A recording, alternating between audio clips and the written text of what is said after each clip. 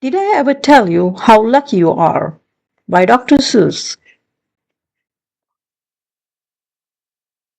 When I was quite young and quite small for my size, I met an old man in the desert of rice, and he sang me a song I will never forget. At least, well, I haven't forget it yet. He sat in a terribly prickly place, but he sang with a sunny, sweet smile on his face.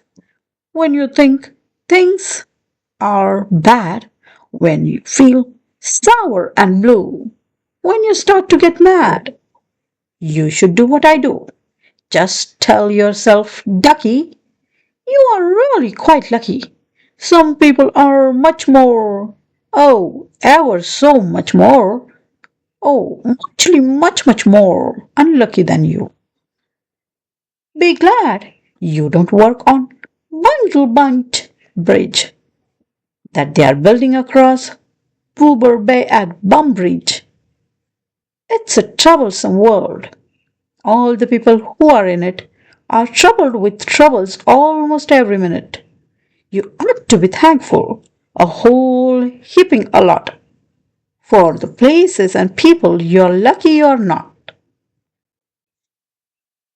Just suppose, for example, you live in Gazette and got caught in that traffic on Zayt Highway 8.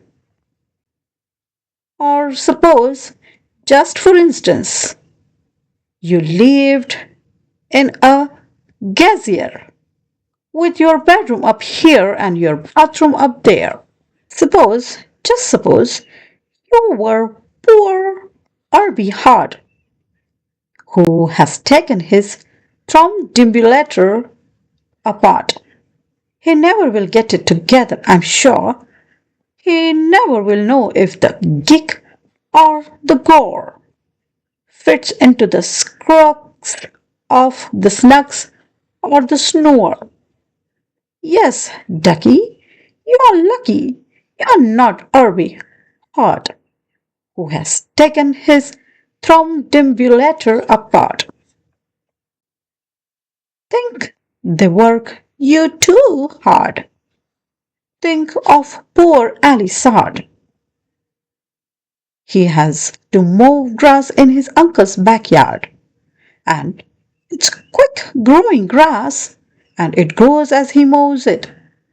The faster he mows it, the faster it grows. And all that his stingy old uncle will pay for his showing that mower around in that hay is the pitifulest pay of $2 a day. And Ali can't live on such a pitifulest pay. So he has to paint flagpoles on Sundays in crews. How lucky you are you don't live in his shoes. And poor Mr. Biggs, every morning at 6, poor Mr. Biggs has his morphine to fix. It doesn't seem fair. It just doesn't seem right. But his morphine just seems to go slump every night. It slumps in a heap, sadly needing repair.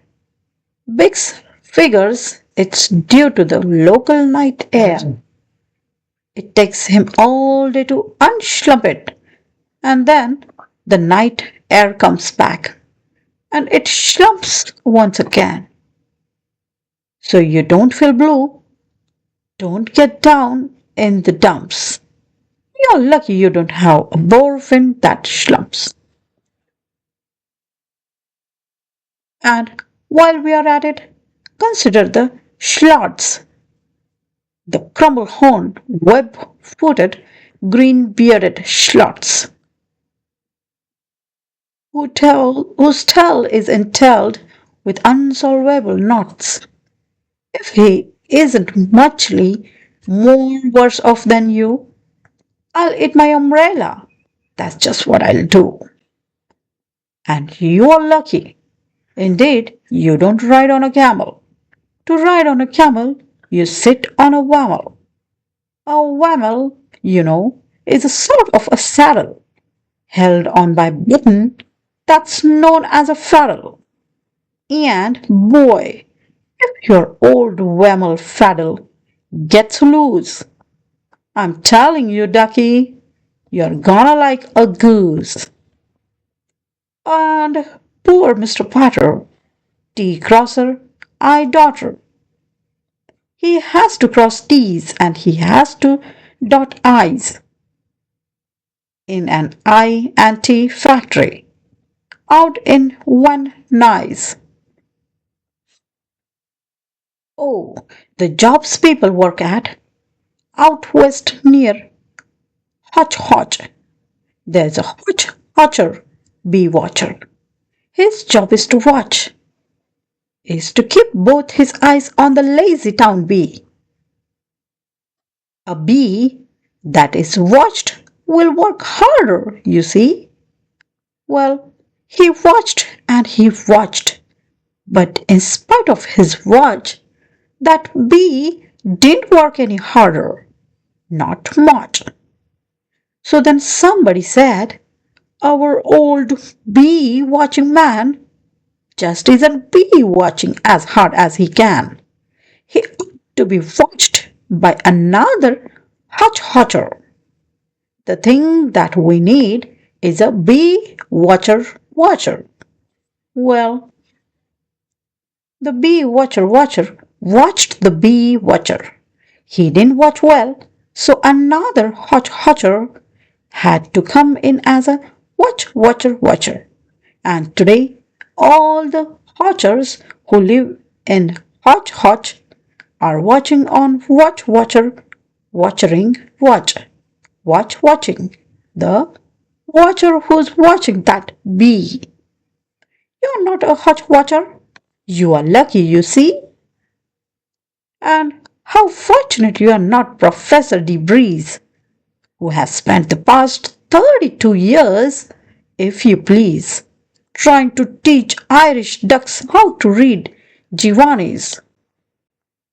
And think of the poor puffing flugelhorn players who have to parade down the flugelhorn stairs every morning to wake up the Prince of Hoboken. It's awful how often their pugils get broken. And oh, just suppose you were poor Harry Haddow. Try as he will, he can't make any shadow. He thinks that, perhaps, something's wrong with his G's. And I think that, by golly, there's probably is. And the poor brothers Bazoo, suppose your hair grew like theirs happened to do. You think you're unlucky? I'm telling you, ducky, some people are muchly, oh, ever so muchly more unlucky than you. And suppose that you lived in that forest in France where the average young person just hasn't a chance to escape from the perilous pants eating plants. But your pants are safe. You are a fortunate guy and you ought to be shouting, how lucky am I? And speaking of plants, you should be greatly gladish. You're not Farmer Falkenberger's 17th radish. And you are so lucky you're not Gucky Gown, who lives by himself 90 miles out of town in the ruins of Ronk. Ronk is rather run down. And you are so lucky you're not a left sock left behind by mistake in the caverns of Crook. Thank goodness for all the things you are not. Thank goodness you're not something someone forgot and left all alone in some puncrish place like a rusty tin coat hanger hanging in space. That's why I say, Ducky, don't grumble, don't stew. Some critters are oh, ever so much more unlucky than you.